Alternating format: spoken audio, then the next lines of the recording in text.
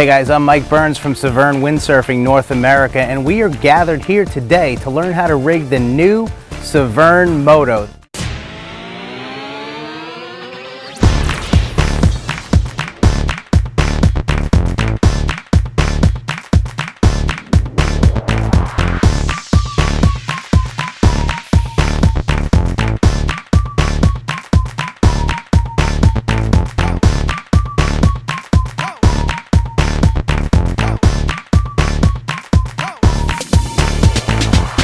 Severne Moto is Severne's new twin cam free race sail, which is kind of leaning more towards racy race sail. And it replaces the overdrive and the turbo in one. So it's got the top end and the control of the overdrive, but the ease of use and the light feel of the turbo. So they took these things, mixed them together, and made a really nice sail. Pair that with the Fox 3 and you are going to be on fire in the water, just flying past everybody. All right, so what do we need to rig a moto? I have my hands on a 6/8 one here. This is the first one available in North America. I was lucky enough to grab it and got some serious testing underway. So we got a 6/8 moto. With the 6/8 moto, we have a 430 RDM mast. All the motos are designed specifically around RDM mast. Too soft, you say? I say no. I've tried the sail. It is the most amazing free race sail I've ever ridden in my life. They did well with the RDM mast on these. Switch out the cams, they'll also work well with SDM mast. So they work with both. They're designed specifically around the RDM mast. All the moto sizes work with one boom. This is the Enigma 160. There was plenty of depth in the boom here to accommodate the sail. So all your motos will rig on that one boom to make a nice perfect package. What else do we need to rig? This is a pretty high tension sail. So we're gonna be using the Severne triple extension. You'll use the race carbon or race extension if you use an SDMS. The Severne triple, this is the triple carbon 36. I know from experience that 34 centimeters is where I'm gonna need to rig this sail. And away we go. All right, the first thing we're gonna do is grab the sail and we're gonna unhook it from the little hinge there that keeps the sail nice and rolled tightly. All right, the next thing we're gonna do is we're gonna go to the sail and make sure the zippers on the cams, there's only one zipper over the cam. All right, so the zipper's undone there. The next thing we're gonna do is take the top half of the mast. I'm gonna slide it in the mast sleeves. We're gonna make sure that the mast is above the cambers. So that's gonna go in really easy. You notice that on race sails, because of the bigger luff sleeve, they go in really easy compared to like a wave sail or a no cam sail. Then we're gonna put the bottom on there. Put it all the way in the rest of the way. We're gonna go up till it kind of wants to stop. Once it stops, we're gonna move up to over here and we're gonna pull this the rest of the way down.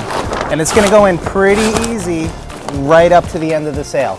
So once it's in there, we're set to get ready to downhaul the sail. So we're gonna get our extension. All right, so now our extension is going in. It's set at 34. All the markings are right here. The mast you need to use, 430, extension 34. Boom's gonna be at 187. So I do have a little bit of tension on there. We're gonna go a little bit more, just like that. Maybe even a little bit more. We wanna end up getting the mast, see how it's sitting inside over here? We wanna get the mast kinda out a little bit for us to be able to put the boom on there. So this part we can do with just bare hands is fine. It's not too much tension. So we got it to about there. I'm gonna put the boom on. This is the Enigma. This is Severne's full carbon boom. This is the boom I've been using, and this is the boom they recommend for all size motos.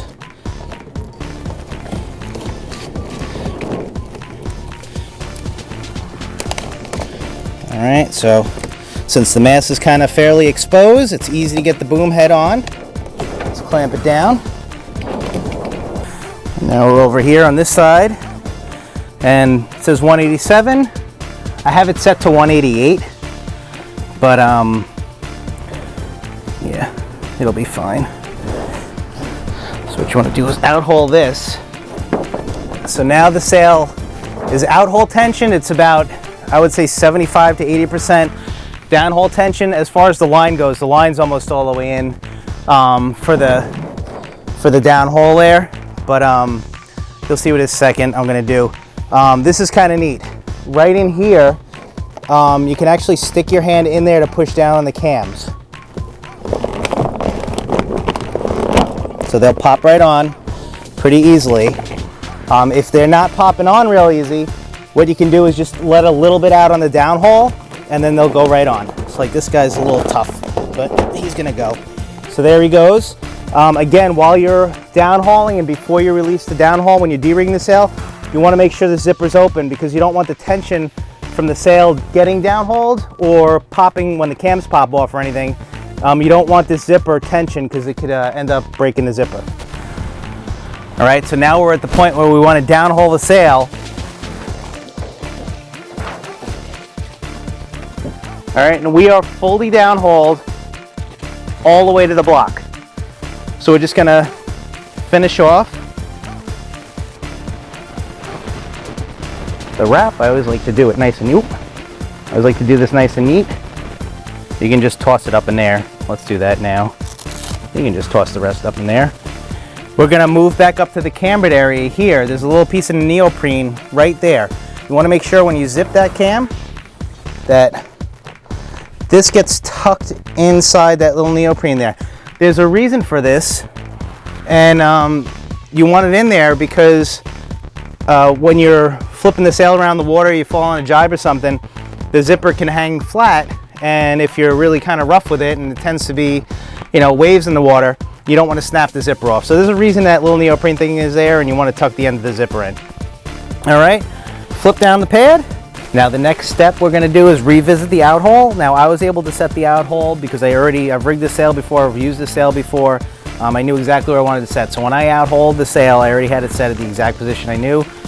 So I am good to go. I need no further adjustments here. The last thing I'm going to do, and this is the last thing you should do before sailing any sail that you go out on the water, whether it's a race sail, a freestyle sail, wave sail, whatever you got. Check the batten tension because batten tension does make a significant difference in the performance of the sail. So you want to make sure the battens are tensioned enough so that there's no wrinkles appearing on the batten pocket. So if you have a wrinkle appearing on the batten sleeve itself, you want to just tweak that a little bit extra, and you want to make sure you give it just enough to get the get it nice and flat and have no wrinkles there.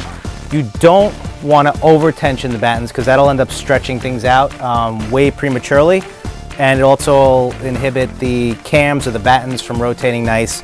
Now basically what you don't want to see is the battens starting to make an S shape. So if you're starting to see, you tighten it down enough and the batten's kind of like getting in like this, so it's starting to go like that on its own, back off on the tension and just before you get those wrinkles off the batten pockets.